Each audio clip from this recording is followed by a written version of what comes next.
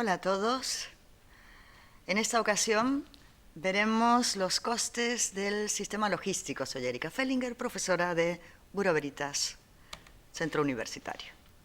Pues el análisis de costes es clave para la gestión de una empresa. De hecho, la contabilidad de costes está en lo que se conoce como contabilidad de gestión. Naturalmente, dentro de la gestión de las empresas y de la contabilidad de costes, es muy importante considerar los costes logísticos. De hecho, la empresa intenta día a día minimizar los costes logísticos o los costes de este sistema logístico. Vamos a describir en esta sesión distintos componentes o estructuras de los costes logísticos, y estos están vinculados al control de los flujos directos e indirectos de materiales y de productos. Y hablaremos, ya lo veréis, dentro de la expresión flujos de información y flujos de materiales. Pues entonces veremos aspectos generales del coste o de los costes del sistema logístico. Veremos costes de transporte y otros costes logísticos, y en particular los costes de aprovisionamiento y almacenamiento. Como tienen una gran cantidad de elementos a contemplar, lo veremos en próximas sesiones de una manera específica. La principal función de un departamento logístico, en las empresas en las que hay un departamento logístico, desde luego, es la de mantener un equilibrio entre el servicio que se presta al cliente y el coste que la empresa debe asumir para prestar este servicio. Por ello es tan importante la cuantificación de los costes logísticos. En el sistema de costes logísticos se incluyen todos los costes relacionados con las funciones en los que en la empresa se gestionan, como había dicho anteriormente, los flujos de materiales y de información asociados a los aspectos logísticos. Tendemos, desde luego, a conocer el coste logístico, a estructurar en la contabilidad una especial atención a la estructura de costes logísticos, porque queremos minimizar los costes, queremos conocerlos para saber cómo minimizarlos, dónde actuar para reducir esos costes. Pero en general podemos decir que hay que tener mucha precaución, porque cuando intentamos minimizar en temas logísticos el coste de un componente, por ejemplo, un componente dentro de los costes de aprovisionamiento o almacenamiento, podemos incrementar el total de costes. Y para ello vamos a ver pues, un ligero ejemplo vinculado a lo que me estoy refiriendo. Imaginemos que una empresa quiere minimizar costes y para ello consolida los inventarios de determinados productos finales, por ejemplo, en un pequeño número de centros de distribución. Imaginemos en España, pues que piensa consolidar o intenta consolidar la empresa los inventarios en 3 sitios, en el norte de España, en el centro y en el sur de España. ¿Por qué lo hace? Bueno, porque no es lo mismo, desde luego, gestionar 3 sitios o 3 centros de almacenamiento que gestionar pues 10 centros de almacenamiento. Intenta reducir, desde luego, el coste de inventario. Pero puede ocurrir lo siguiente, que desde luego, si tenemos en España solo 3 centros de distribución, ¿no?, vamos a incrementar sustancialmente los gastos por portes, porque tendríamos que trasladar, por ejemplo, si la fábrica está puesta en Murcia, los productos terminados pues al centro de España, al norte de España, al sur de España. Todo esto implica costes de transportes.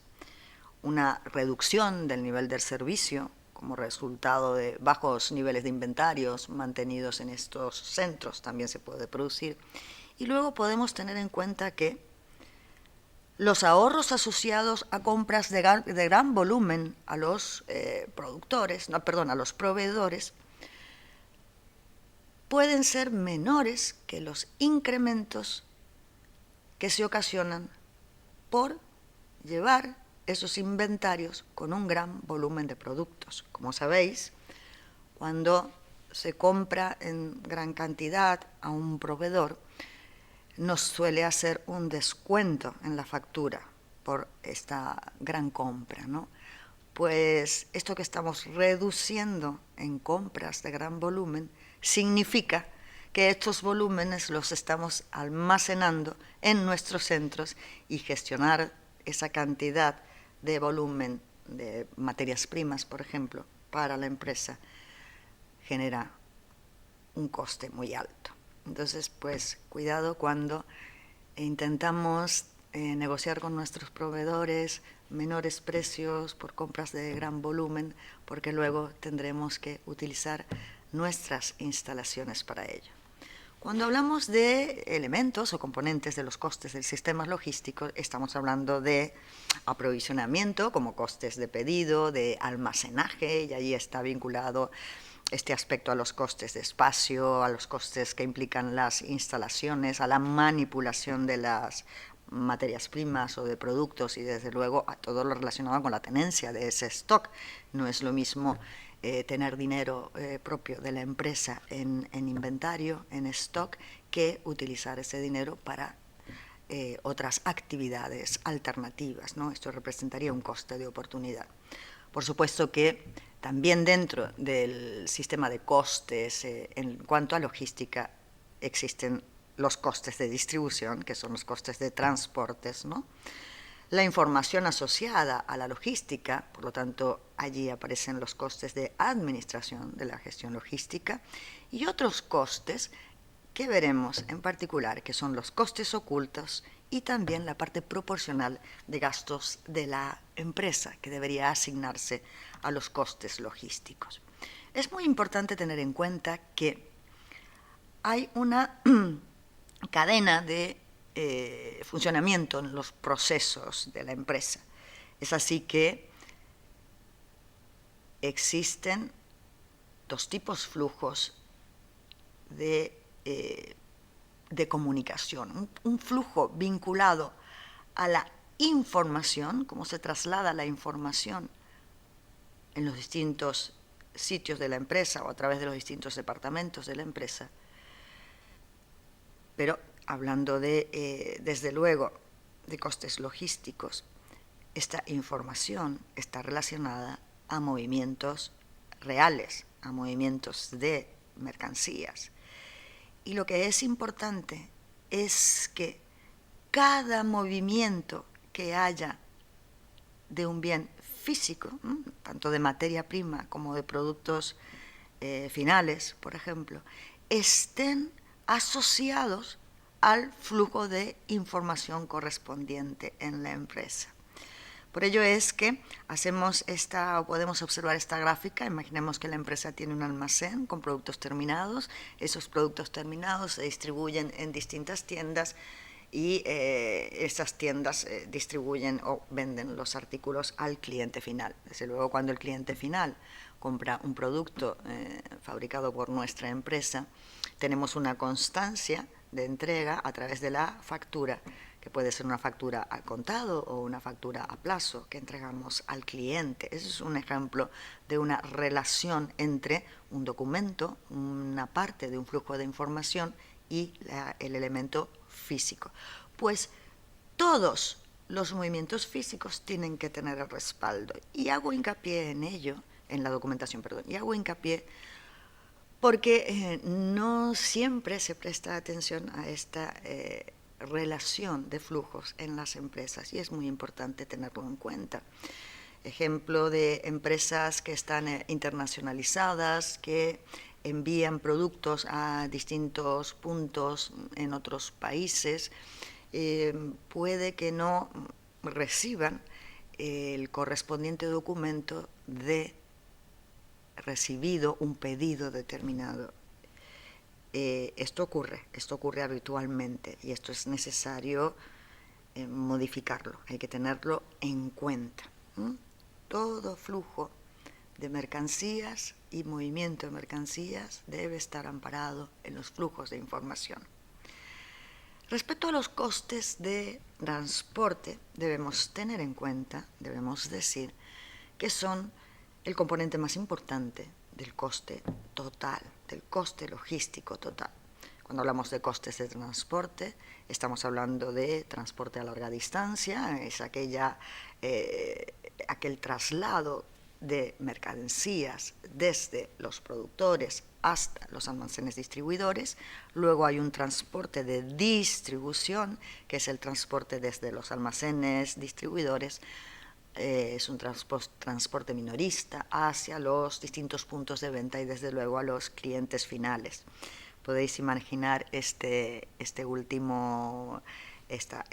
fase o esta parte de la cadena de transporte con empresas de mensajería, por ejemplo, estas distribuciones que hacen DHL, MRW o Federal Express dentro de determinadas localidades, ¿no?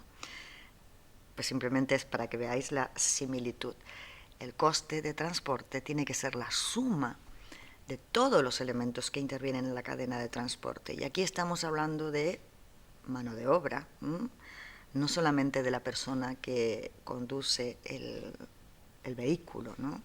Sino también de la persona que puede estar manipulando la carga que se lleva en el vehículo o que se baja desde el vehículo, por ejemplo, hacia el distribuidor. Combustible, desde luego, el mantenimiento de los vehículos, si tuviésemos vehículos propios para hacer el transporte, pues los peajes de carretera, elementos administrativos, etc. Sí es importante también considerar que en términos de transporte debemos prestar atención o clasificar en la medida de lo posible el modo de transporte. Cuando hablamos de modo de transporte estamos hablando de utilizar un transporte por carretera, por ferrocarril, por avión, me está faltando por barco. Y entonces, ¿por qué es importante distinguir los distintos modos de transporte? Incluso pues hay empresas que utilizan, justamente para minimizar los costes, un transporte multimodal, ¿no? Y por los distintos sitios por donde se transportan los bienes. Pues es importante tenerlo en cuenta porque desde luego existen distintos tipos de tarifas y distintos tipos de costes si estamos hablando de carretera, de avión, de camión, de ferrocarril. Desde luego que estos costes estarán asociados al volumen de carga que debamos transportar, al peso, al tipo de mercancía y a la distancia que se va a recorrer. Cuando hablamos de cargas, debemos pensar que podemos hacer operaciones con carga completa, con cargas agrupadas o bien lo que se llama cargas agrupadas urgentes. Cuando estamos hablando de una carga completa, nos referimos a contratar el viaje completo. El transporte se inicia en las instalaciones del cargador y termina en las instalaciones del receptor. Desde luego que el precio variará en función de lo que el transporte, de lo que esté definido en el contrato de transporte.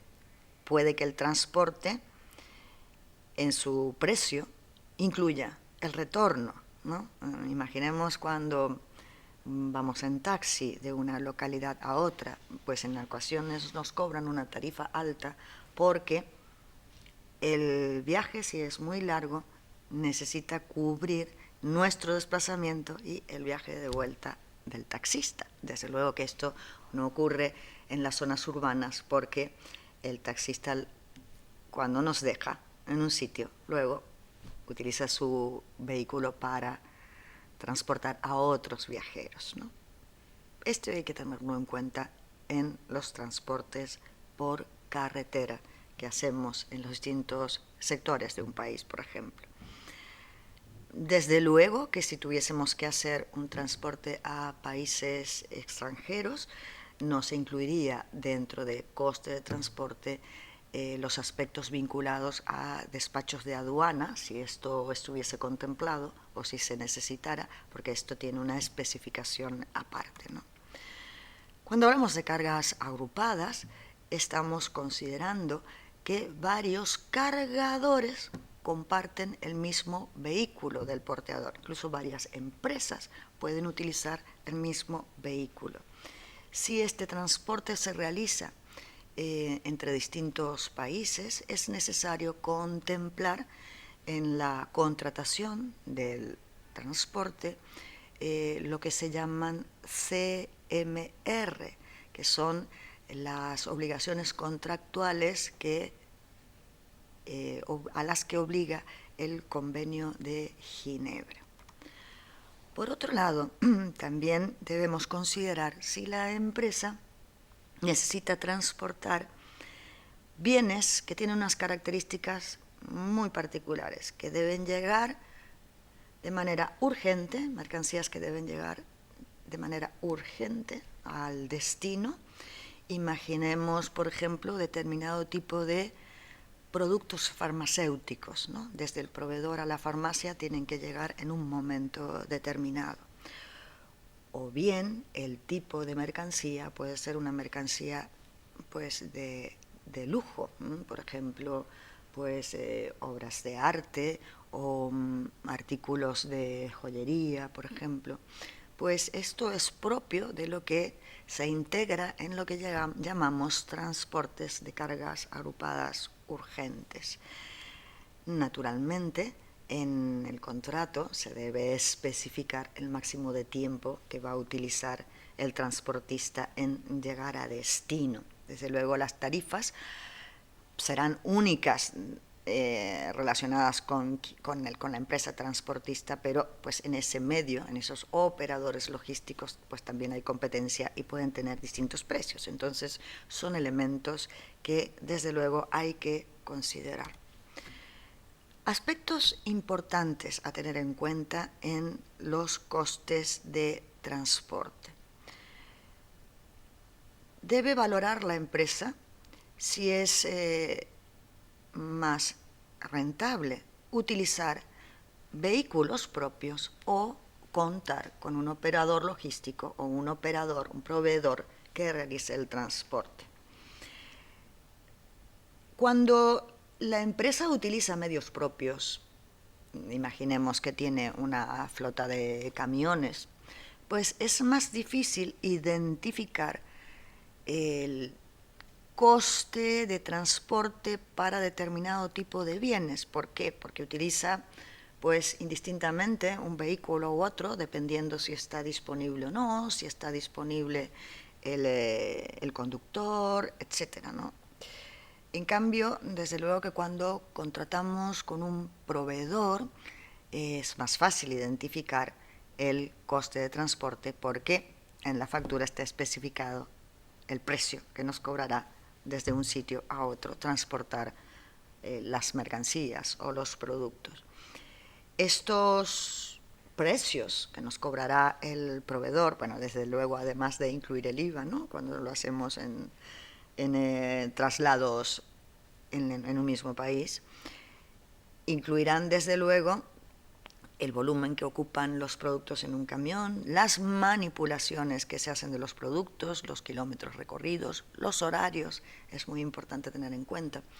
Fijaros que estos costes no solamente es importante considerarlos por lo que ellos en sí representan, ¿no? Considerar la estructura de costes dentro del coste de transporte, sino también porque, desde luego, tenemos que tener en cuenta también los gastos en seguros que realice la empresa y hay que identificar muy claramente si el personal que está trabajando, por ejemplo, para realizar tareas de carga en un camión que es del proveedor que nos va a surtir de este servicio de transporte, o servir, perdón, este servicio, es personal de nuestra empresa o es personal del proveedor, ¿no? Es mano de obra de empleado del proveedor o nuestro. Imaginaros que pues un trabajador sufre alguna lesión por realizar la carga de determinados bienes en el vehículo, porque no ha utilizado pues bien el remolque, etcétera. Implicará un coste adicional esa lesión y tendremos que saber quién asume ese coste, ¿no? Todo este tipo de situaciones hay que contemplarlas. No es lo mismo que sea nuestro trabajador a que sea un coste asumido, desde luego, por el proveedor. De hecho, las empresas últimamente, así como están reduciendo costes en general para ser competitivas a nivel internacional, están realizando en muchos casos desinversiones, pues también están realizando desinversiones específicas en los medios de transporte. Podemos ver, lo he apuntado aquí, pues como el Corte Inglés, por ejemplo, cuando surte o abastece a distintas secciones como son el Open Core, el Super Core, ¿no? Pequeñas tiendas que pertenecen al grupo del Corte Inglés, utilizan no vehículos propios, sino operadores logísticos que llevan mercancía dentro de un pequeño camión que se puede trasladar por las ciudades, distintos tipos de mercancías para abastecer a un pequeño supermercado, ¿no? Hace tiempo, largo tiempo, pues podíamos observar por la calle pues vehículos que pertenecían al Corte Inglés, con los logos de Corte Inglés. Pues esto últimamente está cambiando bastante. Por otro lado, podemos pensar en cómo una empresa o un fabricante puede reducir los costes de transporte. Pues lo puede reducir de 3 maneras, con lo que se llama pues, o algunas ideas o sugerencias, ¿no? Almacenes reguladores, los milk round, que son como las rutas del lechero, y los centros de consolidación. Cuando hablamos de almacenes reguladores, lo que realiza la empresa o cuenta la empresa con un almacén cerca de la planta de producción, y ese almacén que pertenece a la empresa está compartido por muchos proveedores, por ejemplo, de materia prima, que llevan sus materias primas a este almacén regulador, y la fábrica, pues, desde allí se nutre de los elementos que necesita. También puede establecer la empresa lo que se llama el milk round, y entonces el fabricante, en este caso, lo que hace es crear una única ruta de transporte común entre diversos proveedores. Hay un único transportista aquí. Y es, por ejemplo, el caso, o imaginad el caso, entre otros, ¿no? El de distintos ganaderos en zonas de ganadería o agrícolas de una región determinada de España, pues entonces que abastecen de leche a una fábrica de yogures, etc. Pues entonces este fabricante de yogures, de productos lácteos, lo que hace es, con sus medios, realizar una ruta única, y entonces se va surtiendo de los distintos ganaderos o pequeños ganaderos que hay en una región determinada. Entonces, pues realizan una recogida de pedidos diariamente. Otra forma de trabajar para reducir costes es utilizando centros de consolidación, ¿no? Esto es cuando la distancia entre los proveedores, por ejemplo, de materias primas y el fabricante es grande, es importante. Ningún proveedor podría realizar suministros diariamente de forma rentable. Entonces, son los proveedores, imaginemos esos ganaderos, son ellos los que llevan las materias primas, por ejemplo la leche, a un centro de consolidación de la empresa fabricante de lácteos. Estas son formas de reducir los costes. Vamos a hablar también de costes ocultos. ¿Por qué son ocultos? Porque no aparecen de manera explícita en la gestión. Sin embargo, los tenemos que tener en cuenta y los tenemos que, desde luego, cuantificar. ¿A qué nos referimos cuando hablamos de costes ocultos en materia de costes logísticos? Nos estamos refiriendo a roturas de stock, a deterioros, a costes por deterioros, a costes por diferencias entre cantidades que aparecen en contabilidad y las inventariadas físicamente, también por obsolescencia y otro tipo de costes. Fijaros que cuando hablamos de roturas de stock, es una expresión técnica que está relacionada a la inexistencia de un producto final en un momento determinado por la propia capacidad de producción.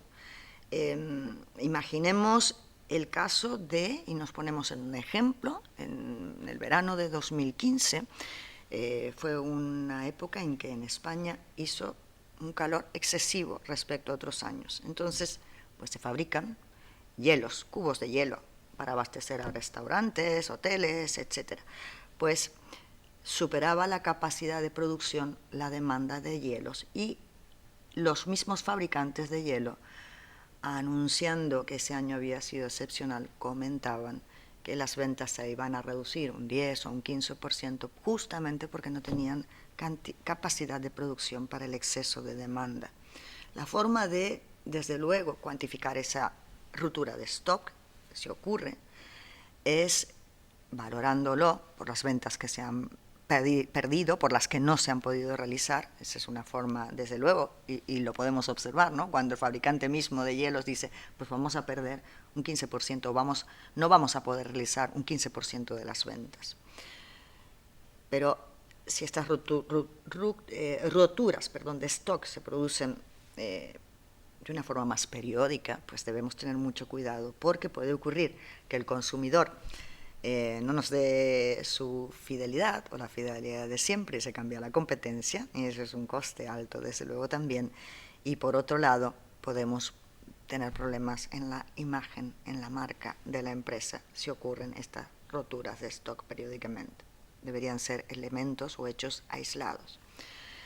Es obvio pensar en la expresión o lo que significa la expresión de deterioros. Es cierto que por las propias manipulaciones pueden romperse, pueden deteriorarse productos que tenemos en almacén, productos que están inventariados y están en almacén, y hay que considerar la pérdida si el producto es irrecuperable, o bien, si los podemos recuperar, pues simplemente considerar como coste de deterioro la parte que puede bajar de precio ese producto en particular. Esto pues lo vemos en grandes superficies como Macro, ¿no? Lo pongo como ejemplo para que lo podáis visualizar. Cuando Macro, sabéis que es una empresa que vende productos para hostelería, para consumidores finales también, pero sobre todo para minoristas, ¿no? Entonces, podemos observar que las formas en que podemos comprar los productos no son por unidades, dependiendo del tipo de producto, sino por retail, que tienen una gran cantidad de productos. Por ejemplo, pues 24 latas de tomates debemos comprar y no solo una, no podemos una.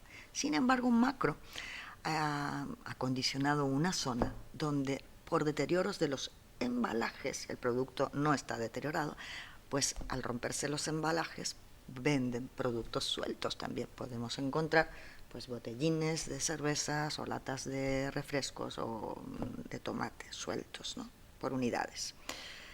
Pues bien, a esto nos estamos refiriendo. La empresa, desde luego, tiene que tener en cuenta las diferencias que puedan surgir entre lo que nuestros sistemas, nuestras aplicaciones informáticas nos dicen acerca de lo que debiese haber en inventario, tanto de materia prima como de productos semi-elaborados o de productos elaborados, y de verdad constatar si esto es lo mismo que lo que físicamente existe en los distintos almacenes. Si no es así, pues que puede haber hurtos o puede haber errores de anotación, pues hay que hacer un control sistemático y, desde luego, recoger las pérdidas si las hubiese. Cuando hablamos de obsolescencia, desde luego nos estamos refiriendo a distintos fenómenos que pueden ocurrir con las mercancías. Puede que, desde luego, por un cambio tecnológico, los productos que tengamos en almacén están obsoletos.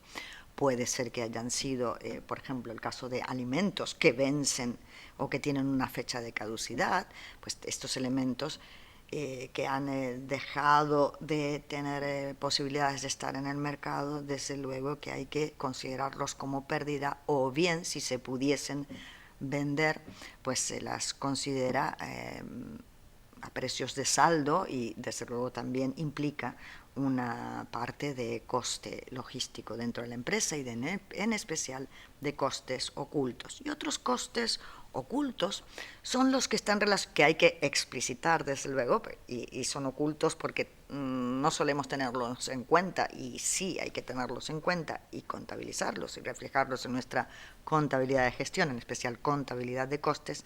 Están relacionados con rectificaciones de los envíos, devoluciones que se nos hacen de los determinados productos, problemas de retraso en entrega.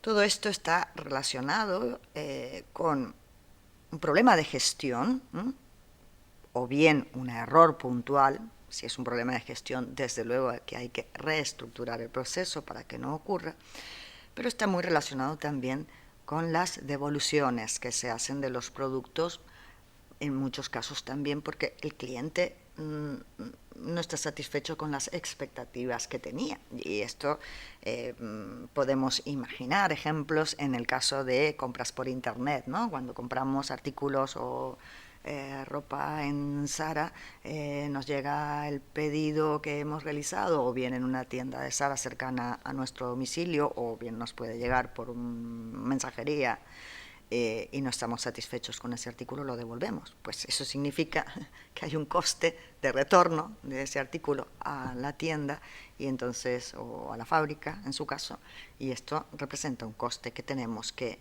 considerar. También es importante que la empresa sepa en su control de gestión que los costes logísticos, es necesario subdividirlos al máximo, conocerlos al máximo grado de desagregación posible, porque de esta manera es como la empresa podrá tener en cuenta aspectos relacionados con la reducción de costes logísticos. Si muchos de estos costes que sabemos que son logísticos los incluimos en costes generales, difícilmente la empresa podrá arbitrar algunos procedimientos para reducir los costes, ¿no? Y por otro lado, en costes generales, desde luego también se están realizando actividades que deberían estar proporcionalmente incorporadas en los costes logísticos. Por ejemplo, cuando realizamos operaciones con agentes de aduana o reclamamos una asesoría jurídica porque ha habido un problema en una aduana con determinado tipo de bienes, o cuando consultamos a un experto en logística, pues estos elementos de los costes generales deberían o bien incluirse como coste logístico en un rubro especial, o si son elementos puntuales o citas puntuales de una consultoría específica, pues podría ir a costes generales. Desde luego que en la empresa hay gastos generales de mantenimiento y generales en cuanto al funcionamiento de la empresa, como electricidad, agua, calefacción, pues vigilancia. Lo que se debiera hacer es una parte proporcional de esos gastos generales de administración, incluso de la propia dirección general de la empresa y de algún personal indirecto ligado a ella, debería atribuirse de manera proporcional a los costes logísticos. Pues con esta última explicación de los costes, de la proporción de los costes generales, terminamos esta sesión. Muchísimas gracias por vuestra atención y os invito a siguientes sesiones.